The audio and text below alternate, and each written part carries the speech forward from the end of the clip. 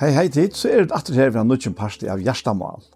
Og vi Anja Hansen, som tar seg av det tekniske, hun tar bare opp og hun redigerer. Og så det Paul Ferre, og jeg selv Daniel Adol Jakobsen. Og en affær så fer jeg spiller Paul kvart, og jeg ligger til hjertet i det, Paul. Ja. Det som jeg vil vise meg mest, sen senast, det dette vi godsøtt. Det stender jo i Timotheusbrevet, og det kom godsøtta, og det stender her godsøtten litt nyttelig til alt. Og jeg vil lyfte, bare for livet som nå og for det som kommer. Og dette noe som ofte virker som en landanval, hvordan kan godsøtten være nyttelig til alt? Bare det som nå og det som kommer. Så det vi også om kanskje dreie seg ikke frem om det. Ja, jeg vil ha vers. Ja. Og hvis du teker et vers fra Peter i kapittel 8, 17 Peter fra 8 og 3, da sier han at alt du høyrer til lov og godsøtt, hever goddomlige måtter hans er givet okken, vi kunnskapen om han, som kaller okken vi dård og kraftsøyden. Ja. Så her en veldig djevar som framme. Ja? Det helt visst, ja. Og han sier også nekve om godsøtt, at hvis du løyder i Apostelsson 3:12, da jo i Peter sa hetta, sier han ved falskjent, til menn av Israel, hvor undras tid det hetta, hvor stæra tid det okkom, som ans og vidt av okkar egna måtte, etla godsøtta, hadde gjørst at han var gengje. Altså, jeg var det med oss som ikke kunne genka og for å genka. Ja. Han viser at det ikke okkara godsøtt som gjør etla okkara måtte, etla godsøtt. Nettopp. Så du kan ikke koppla godsøtta til din egna mått. Nei, alltså man kan nästan utlägga avsen här att det tveislö av godsötta. Ja. Det ett handmaten som de känt i åren. Ja. Åren Naina och Arne Evangelio och Åren Kudsson och allt det här. Kvar och det kom andra på kvar man själv kunde göra. Ja, nettopp. Av utvarstes. Ja, ja. Men hit en helt annan godsötta. Kvar och det snurrar sig om att jag låter Gud släppa fram det. Ja, akkurat. Ja. Ja. Själva det vilan till att han bär ju öjer och likam och bor i och likam. Ja. Så han bor i sin egna likam. Som okkara. Eller som vet oj och nu han komna bekva till allt det gamla. Det ständer också om att gamla människor okkara var krossfäst vid Kristus, säger han. För jag synta likam skulle vara ett lunches, så vi inte långt skulle tjäna synten, ja. Akkurat, ja. Så att det här är färre, ja. Och så hit kom just en fyra, att han är till bygg för jocken, ja. Ja, nettopp, ja. Och han säger till att likam okkar är dårskjäpt, och han vill att okkar likam ska ära han. Ja. Och Jesu tøyne som vill liva, ja. Og han sier også i tidsbrevn at det nu vi tar vår avvokst okkara. Akkurat, ja. Ja. Ja, det är likle år kan man säga. Ja. Tui att nu nämnde vi kvart, men var i morgen var inne och andra av oss ner ästna. Ja. Och då så slutsyndrom att här vi är människa att tro att vi det andra sal och likamma. Ja. Och att ta vi trick blev gör rättvis gjort. Ja. Ta kommer hela anten och take big och okkara anta. Och det brötest inte alltså. Det var ångat det bröta. Och vi tror komma så ästna tar vi färd ur såna hem, ja. Så kommer vi väl mottagen till det rättvisa och heilöv som så. Ja. Men så det lov vi här. Nettopp. Och kvart gör vi här nu, va? Röna vid att av egna måtte och godsötta att få tingene fungera. Eller det att han godsötten som säger att jag måste stilla med suyes. Ja. Och låta han släppa fram äta. Och det är några vi självräja gör ett godsötta. Man kan säga motsättningen till godsötta är självräja. Ja. Och det här och ifrån alltså alla större och smärre katastrofer hänt i okra liv, alltså i okra innara liv, ja. Det är om det självräja eller det godsötta som vi handlar utfra. Och det självsamma vi godsötta någon att vi läser här att han Ja, det har jag läst i Johanne, ja, och så läser att jag nettbett här och i satta kapitel vers 3, ja, och i 4 Petrusbrev, ja, gånger anker vi främmande lärdom, och det man säga att här kommer det någonting som Tor nämner nu, att det vi som själv är ner och så det ju främmande. Då tar kommer näka fram att som inte långkort. Nettopp. Attla till. Ja. Och hur långt att vara attla till det. Och hela tiden. Och att kunna bruks till det helt. Och inte kunna bruks till det. Nej. Här ser han gånger vi främmande lärare och helt sig inte till heilnäm och år Herre och Jesus Kristus. Och lärarna och i samsvära vi godssätta. Så här får jag först och att koppla på i. Ja. Läraren så vill jag omtala i som rävnen. Ja. Som är omättliga. Vad var det du varst här med att sätta på bra? Ja. Vi hade sett något på bra. Nej, det heter 4 Timoteusbrev 2. 4 Timoteusbrev. Nej, 6 och vers 3, ja. Så du ser här att här är det virskifter in i myntene som är äckliga vidkommande och kunde det. Ja. Så i läraren har vi ofta lint till att göra till regler och på. Ja. Men läraren hon samsvärar vi och lov. Ja. Är så? Jo. Samsvärar vi och lov. Ja. Så det lov var i läraren. Ja, och vi hansar lov väsna. Ja, och Kristus lov. Ja. Det han säger om Anton han talar här i Johannes 15 eller 16 att tid har vi utvalt med 15, ja. Nej, jag har vi utvalt täckorna. Och jag har sett till att vi ska vara ut och bära avväxt. Och avväxt ska vara vi så färgen kan göra till allt som till bya han om. Ja. Så, och så säger han om Anton att han ska täcka mer och konjura täckor. Ja. Alltså av honom som bor i York, om vi så en Anton täcker han och konjura. Ja. Och det är det här som sammanhang som tar Jesus säger vet det är värre och i kärleka munnen. Akkurat, ja. Ja, akkurat. Ja. Det är självandet, ja. Men jag minns det som vakte mer från ungdom jag till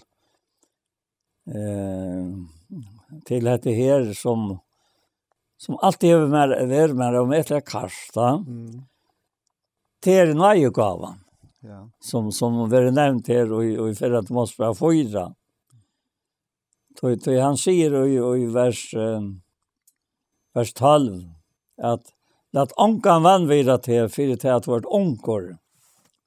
Och så säger han, när vi är tajmon som tryckva fyrdöme och i talo och i apore och i kärlöjka och i tryck och i rönnlöjka och ver ojen och i upplästren om ameningene läraren egentligen kommer. Ja. Och så säger han, vi vandrök inte nöjegavna som utar som var given till vi profetåren, vi hant och alla kring helst. Hock som hetta, och liv och i hässon, så framgång tøyn kan vara ödlen åpenbär, och akt efter självån och efter lärarna. Ger stöv åt det, tog ta du tätgärst skall du frälsa berg till självan, och det som höra det. Ja. Jag minns det heter här blev livande filmer. Akkurat det brott. Ja. Hur spännande det var. Jag för en oje säger processerna som är långt och i mer men som är livande körd vi antarna. Ja. Ut efter. Och en säger en av vem du måste alla för någon det själva. Och jag säger nej så var inte borstord. Nej gav. Det dreier sig om mig. Men han säger nej gav han som ojtar vanrökt inte gärna. Och alltså nöje gavan ju av ett lov i Kristi Jesu Herre akkurat.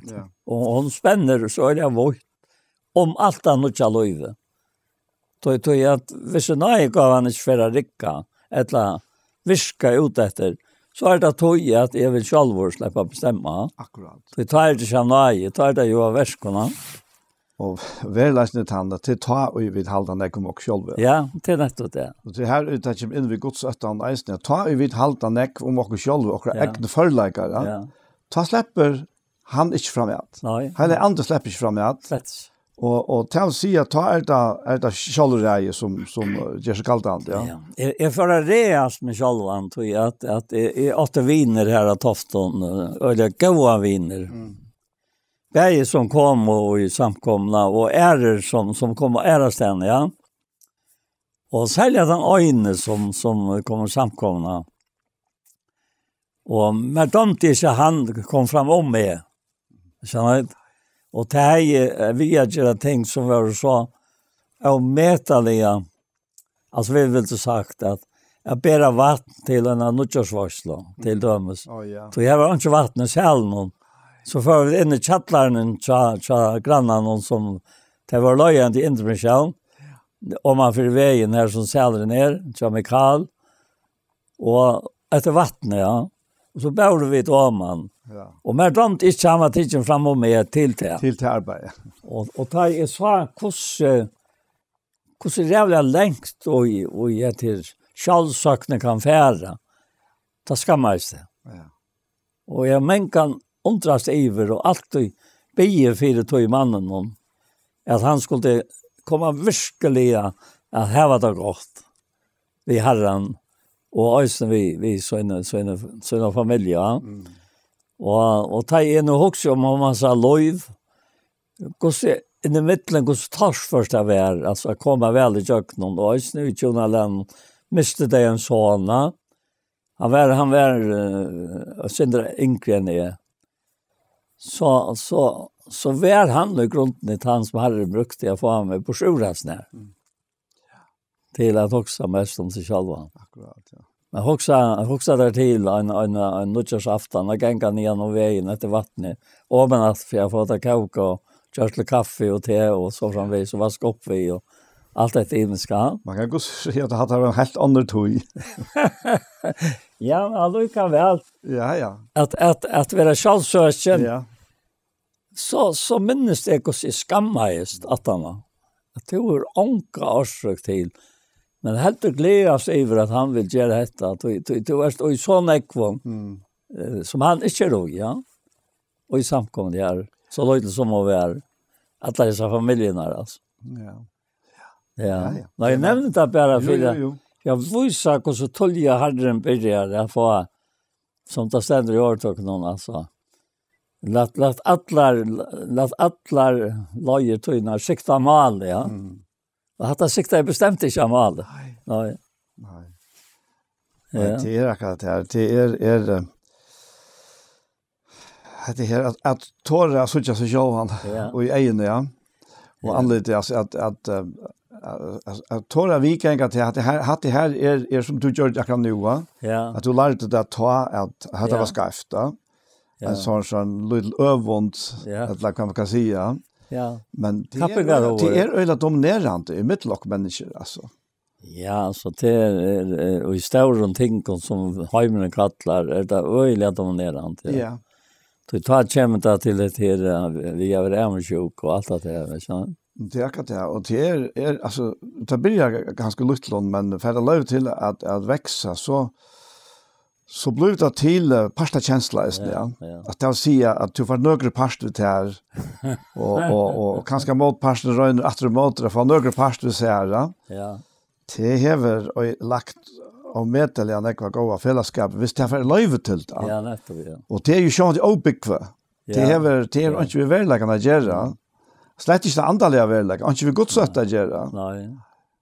Men jag undrar så givet att allt de äldre samkomna, tjonerna som var altrande, de var så otroliga gav vi samkomna, vi ötla. Och det tog ångat i tajmarna så att att de hade kappingar av. Nej. Om näka. De samte så väl. Så Här som kärleken räver, här inte kappingar ord. Nej.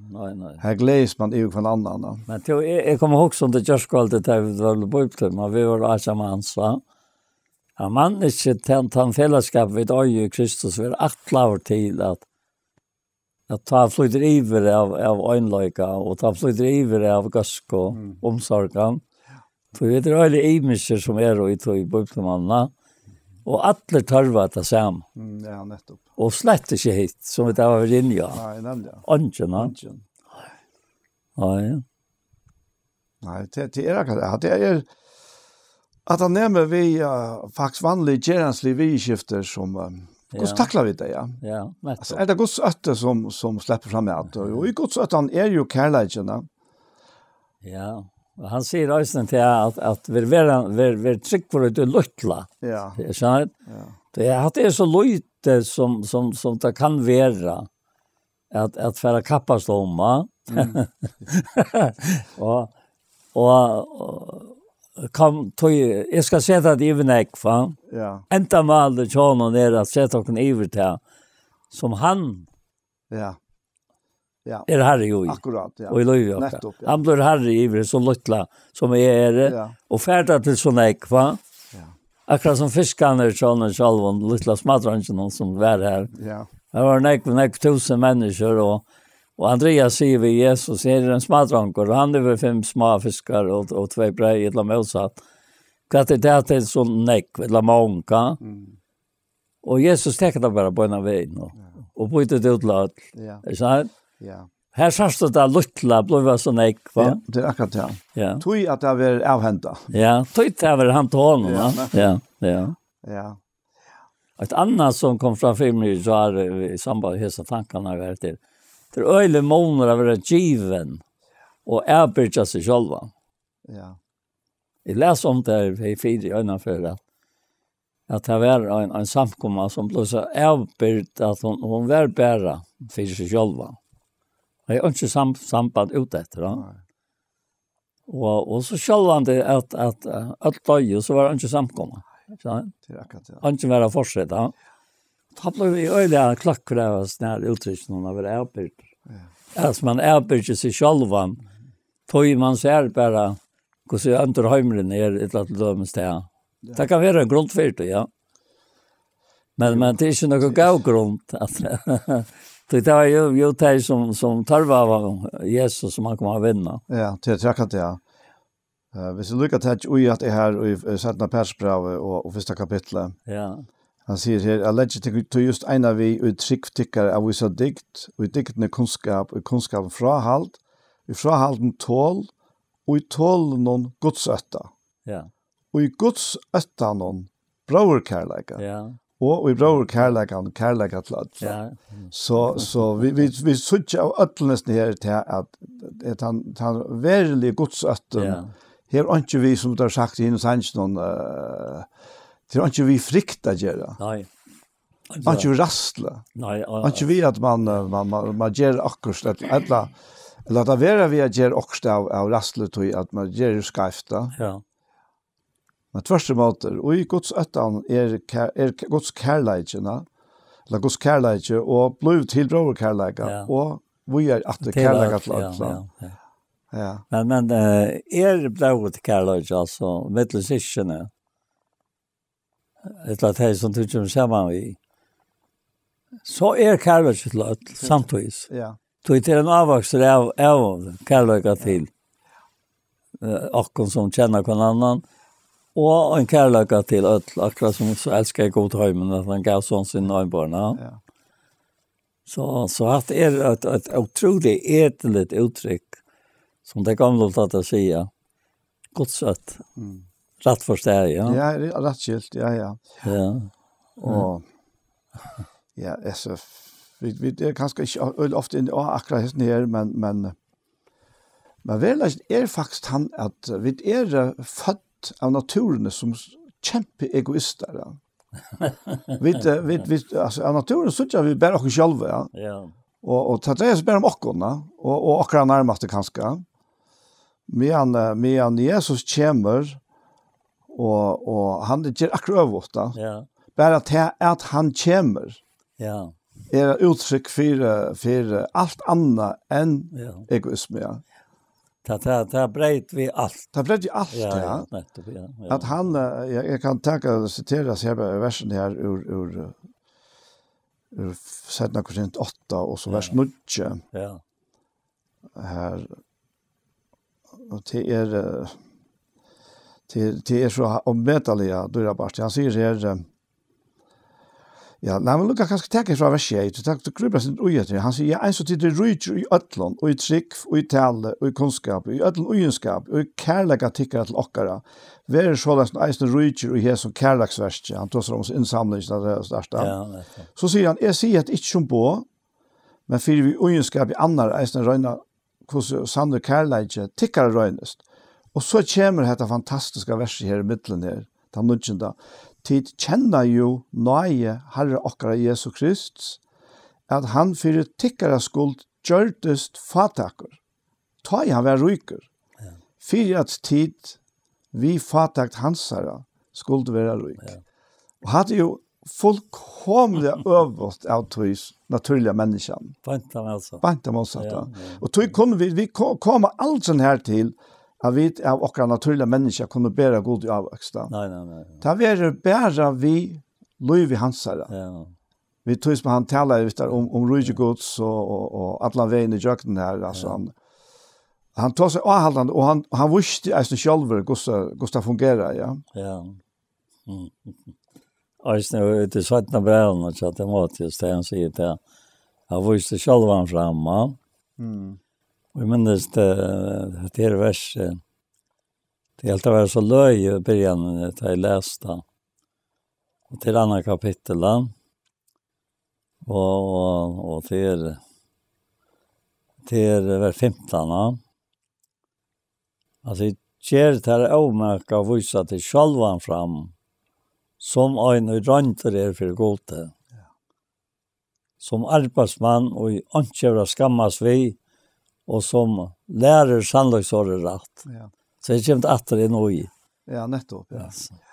Läraren som samsvarar godsöta att sannoliksåret, det är sannoliksåret, ja. Ja, det är akkurat det. Det är inte bara lärare för lärarnas skuld. Nej. Men till nekvars är så öjla klart att så att det inte är den rätta lärarna så avmarskar vi människor. Ja. Så binder vi människor. Så sätter vi häcken upp för hva man må och inte må. Men han verkliga, sanna lärarna, hon sätter människor frälse. Ja, ordentligt. Ja. Och det är sannlags år som han så tåsar om. Nettopp, ja. Men en hot som vet inte att du får nu på att göra. Nej.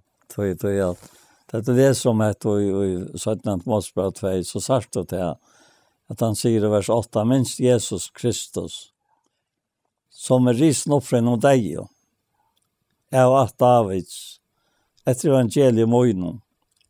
Och så får han en i särserna, som är loje iltfyren, lyckat lätt av rabunten som iltgöra med år, men orkots är inte bonte. Jag har sagt att det är så här, målsättningarna. Ja? Akkurat, ja. Tog tål i allt för en utvalgte skuld, för att vi skulle vinna frälserna och i Kristi Jesus vi evigare dård, och det är trovärt år. Och så kommer det till, tog vi dig vid honom, skulle vi också leva vid honom. Haltar vi det ut, skulle vi dra vid honom. Alltså är det lov någon. Och även också vi ska också även också okkon, är vi ett avtryck, han till verande tryck vår, till även också sig självan kan han inte, och min och hetta, och vittna för Arsson Herrans, att det må inte ströjas om år till ånkan bäta, men ta emot till ögon som höjrar det. Eller som höjrar igen. Och så kommer detta vers, Gerdar Åmärk. Ja. Så årsöken fyra Gerdar Åmärk är det väl fällt nio. Ja. akkurat. Ja, det är ett orsak för ja.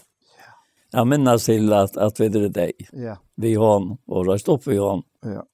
Tror står till vi dig vi hon och skulle vi eisne liva vi hon. Liva vi hon och tog att det vi tar finns hans liv och istället för okkara gamla liv.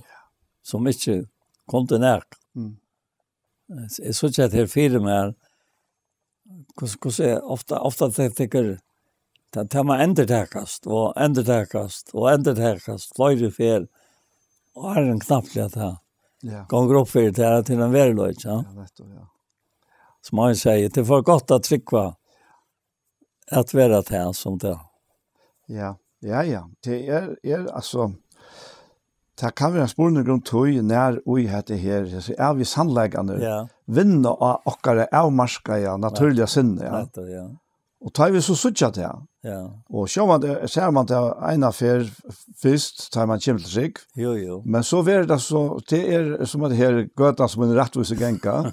Så är det bjärstar ja. Inte hat av det då. Men samtidigt är det så näck vi fotchen där. Ja. Som alla tojna gör sig galtande. Allt äkta liv hur öllarna går fotchen där. Det särst då en människa eller en kvinna kan ha och myntliga och alltså och leva väl och knappt det så är det fortfarande så näkver att det blir till mig då. Nej, det men han säger här i Johannes här att men hem någon hade trångt. Ja. Men vi horester. Ja. Tog have sikra över hemmen då. Och det vill säga att han häver sikra över Atlon till ända. Atlon myskelsvalde, Atlon akkurat futjenton. Och i honom har vi ett rum eller ett sted kvar är fullkomna. Kvar skiren är fullkomna. Och tog det han säger att det är very oimera. Tog vi klarar det själva. Vi har ingen chans. Och tog det som du säger Jan att man vet åter. Vara uppmuntrade vi hesten åren. Ja, jag så att det så störst inte allt upp här. Och det är flera som har ett år att då blev vi, ja. Då blev vi. Och jag vill helt det att vara sint, inte blev vi. Bara för att se akkurat som det. Ja. Så kan man till tojer inte vara så böjdräsen som man är till ära tojer. Och allt det kan hända att man är inte så vunnen av honom som man gärna vill vara. Men det att du helt och i vajklöka alltså. Av det självom och i styrst av gode. Det är det som gör örsligt och inte hit.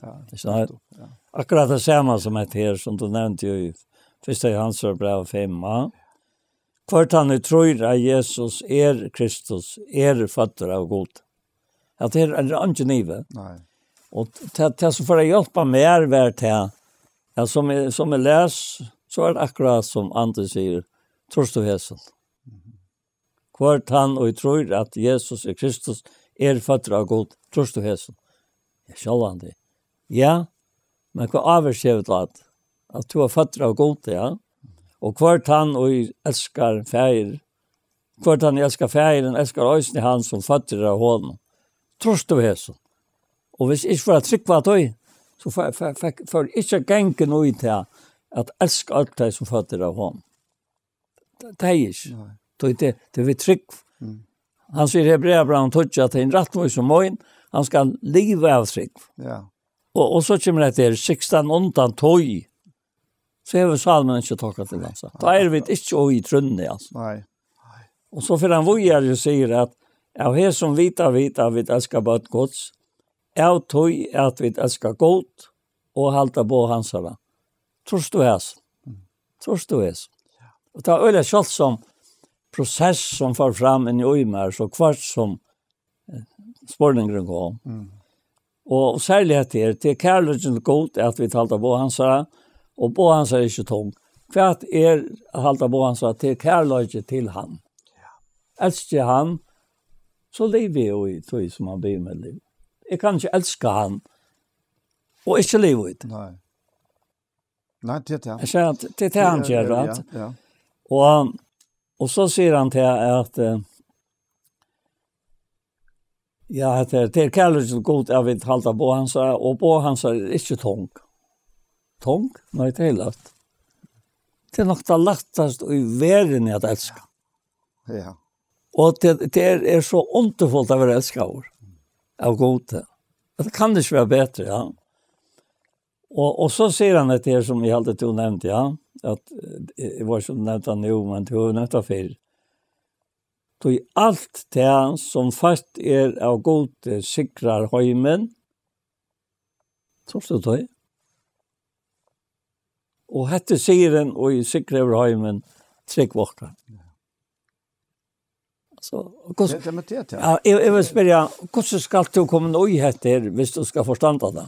Ja. Det kommer du ikke. Nei. Du kommer bare vid trunnene inn og i hette løyve. Og han sier næsta vers, for han sikrer heimen. Utan han utror at Jesus sånne gods. Altså, etter konstateringar som är så aktuella akkurat till det nu där för det och med och alltid så långt som vi är här. Det är helt säkert. Ja, det jag kommer också att han tar som trunna här. Ja. Det som Hebreerbrevet definierar trunna via. Ja. Att trick är fullvissa. Bra. Ja. Sannføring om det som inte sast. Ja. Och tar så vi spurst att trust du här såna. Ja, alltså. Har vi fått la sannføring om det. Ja, men så kan det inte annat än att märkas då. Ja, men det är anten som är alltså sannføring. Ja, det är klart. Och to anten är rätt. Ja. Så? Ja. Och det här ligger omtre. Ja, det ligger inte och i det att to hever gå till anten stabla röv ut här. Nej. Han är ett lov. Ja. Lov så att här ta för. Så Jesus står i det fratar. Och hvis det blev via liv och tog så var det ettla statt. Så? Ja. Men nu är han här. Och han säger till att tacka vid vittnesbörd människa så är vittnesbörd gått större, säger han. Och detta är vittnesbörd Guds. Detta är ju vittnesbörd Guds att han har vittne om sån syn. Ja, kvar är du här? Kvar är du här sammanhanget om? Han och tror att sån Guds hever vittnesbörd i sig själv. Han og ikke tror god til å gjøre han til liknere, tog han hever ikke tro av vittnesbörden och god hever vittne om sånn. Altså, det får opp et så høyt plan som tog setter av sammen ved honom. Ja. Skjønner? Ja. Og det til øyne at det er konkret. Konkret? Ja. Altså, jeg har ikke vita sånt. Nei, det er som man sier, at han tror at sånn gods hever vittnesbörden i sig själv. Ja, han är det. Och vad är det här för vittnesbörden? Ja. Jo, det är han som har omtalat här i Rombrand 8. Ja. Att anden själv vittnar vi anda och att vi är på den goda. Ja, det är vittnesbörden. Ja. Jag minns den gamla konen i Färgen och norra. Hon var dotter till han själv.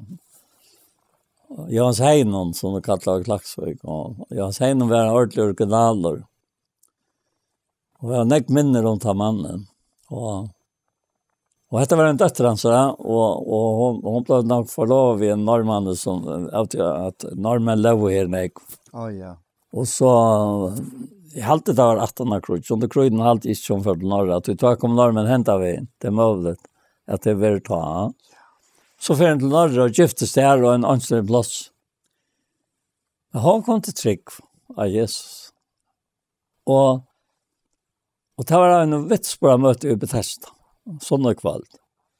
Och dette her levde jo igjen at det eneste som langtest etter norra var etter å slippe møte av vitt om Jesus.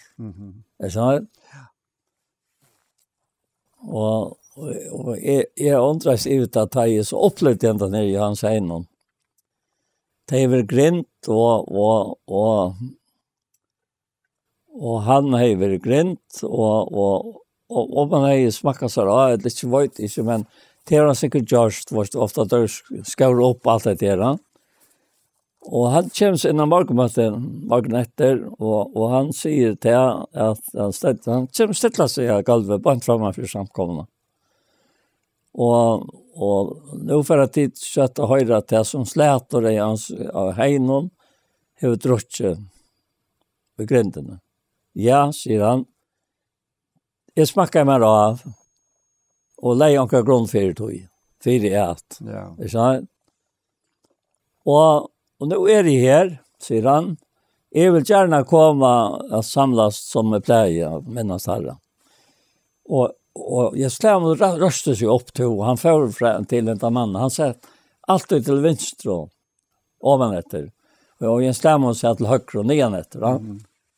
Jag slämmer röstar sig upp till och han täcket för sommaren. Och här fävnas tar. Och så för jag han säger över och sätter sig här. Här som han var ja, så var det heldigt. Ja. Alltså jag har inte sett något så kontakt. Som akkurat han tandlötan alltså. Det får som en idlare sökt om mig alltså. Så ska man göra vid det som människor färra att göra så allt det av. Och då så sa Roy tog jag. Han miste fullkomna makterna. Det med stora makten så. Så akkurat ja. Och det är tolje som är här i samkomna här. Helt tolje tøyen. Alltså det tar öliga störst alltså. Ja, det tycker jag. Och otroliga bönrätt. Och vi vill ju kalla det djärvt, men det mest skott här är att det var inte hans rasist. Nej, nettopp. Det är hans vojklöjtje som han götta i. Och tävlar hans rasist. Ja. Jag götta så en vojklöjtje. Kost jag hade så jag visste omkant om till att han med en traktor när så. Slett inte när en gå av ett. Och han säger om vittnesbörden att och hette är vittnesbörden vers 11 i Efesians 5. Är god hever givi okon av ett lov. Och hetta lov är i sine hansara. Och han hever sonen hever love. Och han ikke sånn hos hever ikke love. Hetta har vi skrivet alt tekkere for at de skulle vite at det var av et lov til som tryck var han av Guds soner. Kan det være klarere? Nej, det var ikke bedre. Nej. Det tinglys i sjålen himmelen. Ja, det är det som är högsta raje. Högsta fast att det har sagt. Ja, ja, och det är en kvar. Ja. Som är lotigt. Ja, en kvar som tror just det. Vi tror, ja. Det har skrivit till dig för att de ska vita att det har varit lov. Tid uttryck var av navn Guds soner. Ja. Så här har vi kört jag på. Ja. Ja, det var till jävla för hade beröva. Det något att första jävla för så var beröva. Var nu va. Han får det gräva Rasmus Skora. Klurade han, inte skårat han. Klurade han, ja. Så kom två män och ställde sig på framför det. Jag får ut åren fyra alla som att alla som har hållit sig till det med närmast till det var stängt folk. Stod jag så kom två män och ställde sig på framför mig och så. Det är män som vi känner väl och jag tror att jag stanna här bara och hälsa kvar nu som bror i Herren. Och Rasmus var en med oss som var alltid glad i Herren. Alltså han är ju sådana vaglökar, akkurat som det har sagt så i talen, ja. Men det är god här i fysik. Ja. Det var inte kommit. Glömma det som 18-4. Ja. Alltså helt otroligt. Och glädjast och tog som han åt i Kristus. Det är han åt i inte annat. Utan det som han åt i Kristus. Vet du vad, vi var nog så gamla på det är för att försvara. Och det var säkna höjda bådskapen om han från en ung man som han har haft om ettaliga stora omsorgen för. Och det säger man att det här som har så otrolig antydning i lovvakare att vi tar omsorg för alla människor, lika mycket vad det är. Alltså. Ja. Och det är allt allmänt först och det har ju lagt ut och man kan söka det och lusta. Ja. Men så otroligt ärligt sagt, att spått fram sagt, utan att den näkran halt kunde finnas det. Det var löjvet tja Rasmus. Ja, nettopp. Ja. Det är vi har ofta lint till att Röna visa glansbilder av och själva och åkra löjve, ja. Och jag såg ju kvart av Facebook att onkel kan finna på spyrja, ja, men hur visar vi det inte? Ja. Hur visar bara det perfekta bilderna jokna. Men så vi tar skuld att göra att det läst vi behöver inte lägga ablik som man säger förra. Nej, men det är att vi tar själva att vi är ärliga för oss själva, va? Ja. Och så själva han inte bara vara ärlig för oss själva, men uttryck som du säger om Rasmus, att glädjas ut man så här finns ja. Ja. Jag vet att finns jag syndarna. Nettopp, ja. Och jag vet att finns av ett liv, va? Det är så störst att vi tog i okon. Ja. Så ver liv vi här. En sigersfär.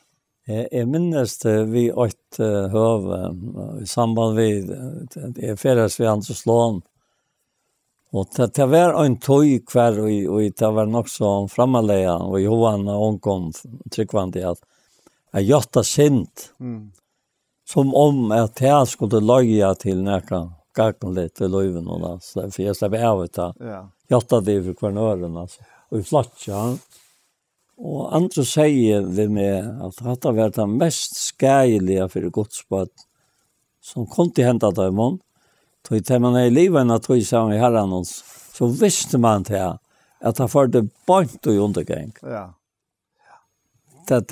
Det ytla skaper det ytla och det goda skaper det goda. Alltså. Ja, akkurat. Det så han säger det var så väl vittjörst allt detta vi sint och att fattla och att komma till fyra tog man inte var ansen. Att det var skärgel, säger han. Ja, men det tycker jag. Ja. Det är samfunnsrom. Det är inte synden vi ska fokusera på. Nej. Jag minns inte att andra som inte, det är helt nästan var andra som brukte till myndena av en ungdomslöver av Sarepta. Ja. Att om jag vet inte vad dömde var akkurat man tog att döma unga man som var cykla. Ja. Och så ett trä. Ja. Och blev vi huxa att jag må inte renne åt att trä. Han blev så fokuserad att det var akkurat det han gjorde. Han rennde åt trä. Ja. Så jag var så fokuserad på det. Ja. Och så är det vi sent nästan. Blev vi att och så är det faktiskt fortfarande för sutt. Ja. Fram som han vill. Han vill ha okon att fokusera och på fattla. Ja. Vi står i en fyra. Vi har onka grund till det. Ja. Tui Jesus är sigers herren. Han hever rest okon upp. Och han är just okon livande, ja. Och han är en avhaltande rensa för okon. Ja. Jag minns att vi mötte Sölvaj, Daniel Nilsen. Det var näka framme av möten om ett här. Vi har varit ofullkommen och vi har galöjsen och vi har egen event skojvan vi är, känner att kan säga löjena sikta mal, ja. Ja. Jag börjar, ja. Och så för Daniel upp och han säger att det är på ett vid söjna vän och tar grå någon kapel lite också, men så kommer en bilchaufför och körar det här och han hickar så ner att höra att han måste kappa det i livet då, så han får det av. Ja. Och han säger att kan också hända. Att du blir så där upptagen vid det som andra gör. Ja. Som en tryckvante. Tog de myntarna fram. Att du bara fokuserar på. Alltså. Och det var ett arbete vi gjort. Och vi gjort det så väl som vi konto. Men Mävren, han glömde inte av vägen. Det var en som han skulle. Han sa öle komment. Jag minns han en för att det tog in det. Vi var också i Sölvaj till mötena. För klacksök vi Pride och så. Och med var och så serva och så. Så har man rätt annat. Vi pride. Ja. Ja, det sorry minter. Det blev vi att komma fram för det så att det behövs inte. Jag vet inte sent eller något som du har stått i. Du har bara upp till vinna helt annan än det som du nu har också om fisk, va? Ja, nämligen. Ja, jo. Det är på sånt där. Det är bara så att ta vi blev upp det så vi blev upptagen av, va? Ja. Alltså vi blev avfokuserade av det som vi skulle fokusera på. Akkurat, ja. Istället för att fokusera på Jesus Kristus som det fullkomna syndoffret, så får vi fokusera på något som hans tillvär inte till. Så han är ju bara för det. Han är dig, han är Jesus liv för det. Ja. Och det kan aldrig lite upp till att vi blir via fokusera på synda. Men det är inte på han. Ja. Att jotta han. Det är något helt annat. Ett annat som hjälpt mig är detta att så knappt så kan det hålla sig att det lyckas inte några från öronen. Så hur ska det vara så alldeles? Det kan jag gå finna på att säga med. Ja, ta Sverige bara att det är inte annan är så. Ja, men det är nog så snällt och visst du fast tanken. Ja, så hur vara så ser du, hur vara quiz te och helt den hetta och hur ska det vara så? Och som är Jack Jugnes tankar kommer så måste man spela med så ja, hur är det så? Ja. Hur är det att vara? Vad är det en firmament? Ja. Är det han som lär löv för det och gav det nytt löv? Och akkurat han tar fröstingen, hon blev så otroligt klar och levande. Ja. Ja, men vet han inte det? Ja, netto. Alltså, det är också. Det är nej också om hur du är. Du lever inte mer, då. Du har vi lånar dig från lånet för att du ska leva för gott. Och du har krossfäst för Kristus, är krossfäst för Kristus i Paulus, och nu är det inte längre som livet. Livet som vi nu lever trunniga sånt som älskar mig och gav sig själva för mig. Och så säger han att det sitter inte någon av gäldet, tog fast rättvis vi lov, så Kristus deg till lunches. Så är det enda glad bra 2, ja. Och här är bäge loven först, och så verlagen av här, och så att det är nøyen, alltså som över. Ja. Det är, ja. Det är virkelig av signa. Ja. Og eisen til at vi Jesus så har vi jo alt samme mulig. Ja, akkurat. Det er ikke spesielle krøv til okkara naturlige mennesker. Nei. Om man være såles eller såles. Ja, og tog må man for å røyne omlegge et eller annet. Og man kan komme inn og seg gledene. Tverstemot. Og eisen til heter vi at man skjermen om og tiltak. Det er veldig godt da. Det är nek som är skärman om när vi testar. Som är ankat jag vill vi till. Och så kan han först inte komma och säga att ja, men hur är det så ser du? Är det ser du? Inte ser du. Jag har något annat än dig. Och det måste vara fri att göra det som dig gör. Ja, avgörs. Men du måste äntligen svära på så som du ska vara. Nej, till nästan det. Det är vi får komma att till Guds öttarna. Ja. Det är faktiskt bara Guds öttar som kan alltså varva ett och oj nästan här att det är liv som själva att det är inte mycket liv i livet, ja. Nej, nettopp. Och i livet på tammata helt inte för andra så läst att det ska styras av öronen. Ja. Och leva upp till förväntningarna.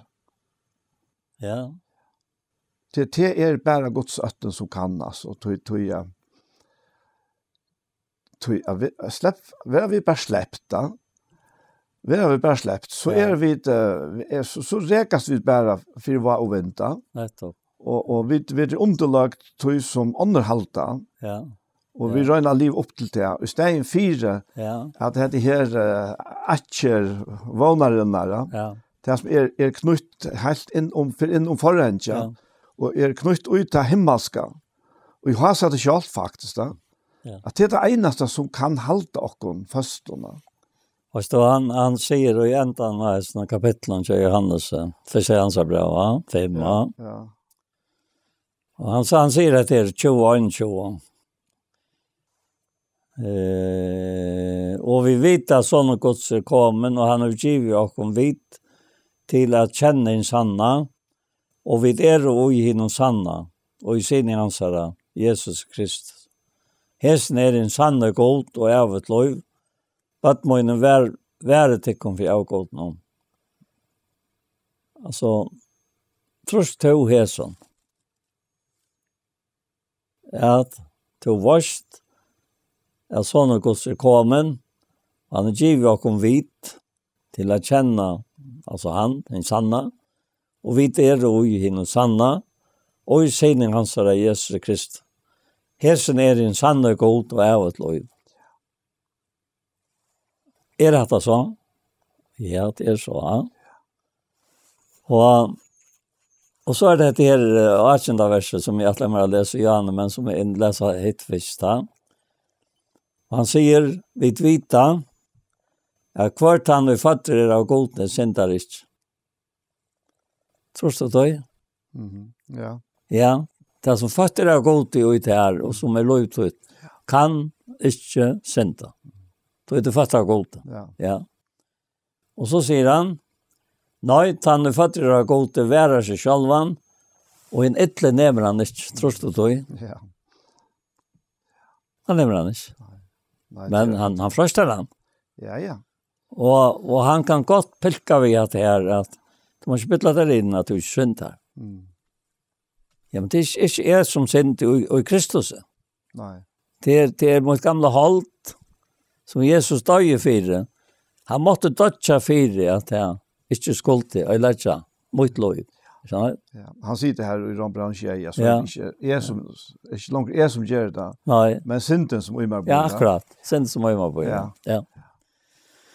Nej, jag också om så praktiska antalet sannlagarna som vi skulle ända vi.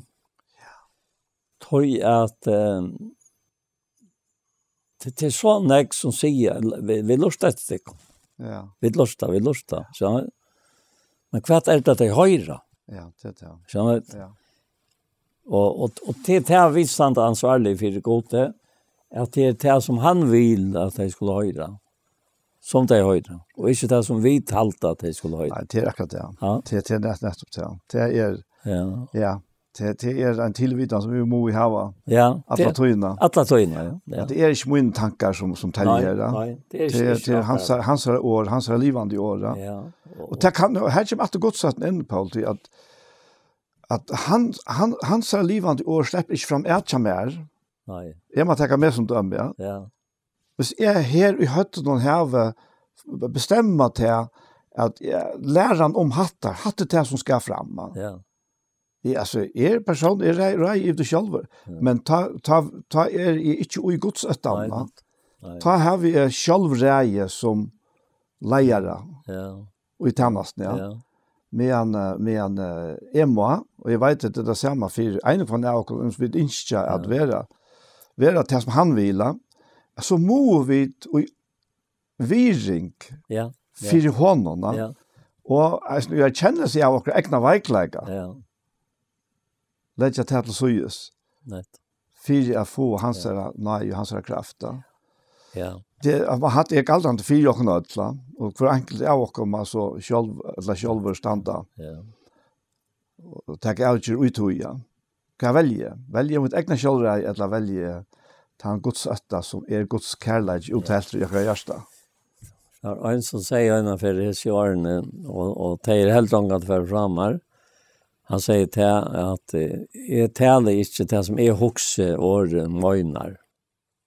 Men jag talar i år. Ja, akkurat. Och jag tänkte, ja men alltså, det är nog det. Alltså, det är så ofta det som är huxe och mojnar säger. Det är nog klart så igen att det är. Men man har inte pura rätt. Ja, det är pura rätt. Det kan vara vant att ta sig. Ja. Det som är huxe, det mojnar. Ja. Men du är mest ändan av det här som brev och första i hans brev. Ja. Det en nok så spesiell rente. Ja. Hvis jeg tar sørste verset, han sier, og vi vet at sånne gods er kommet, og han er givet og vit til å kjenne sanna, og vi ugen og sanna, og i sin i hans Jesus og Kristus, hesen en sanne, god og av et liv, og heter en ordens stedfesting. Ja. Og så enda bra vi, det stod av versen som kommer atterne, bøtten mine, være til å bli avgoden. Ja, men det er liksom det. Det er liksom det. Ja. Og hva så avgodene? Det det som tar plass fra at du sanna. Ja, det akkurat det. Ja.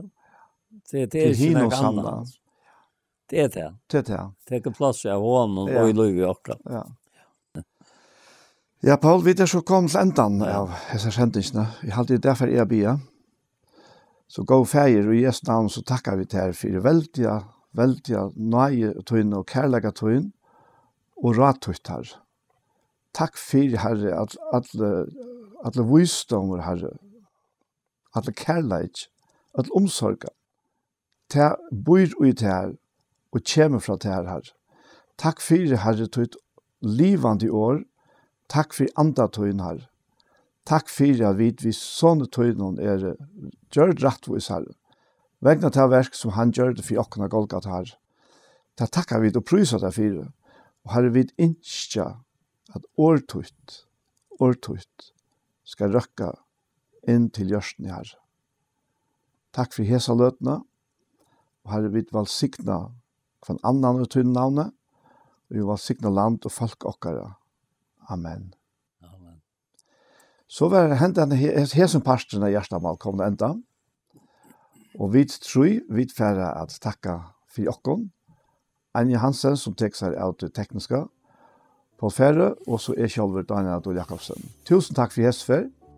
Og la meg enda for lettet rett at parster av hjertemål som har vært til å kunne søke av YouTube og Iktus Sjønvars og være eisende at høyre av Kjei Kristelig Kringvars.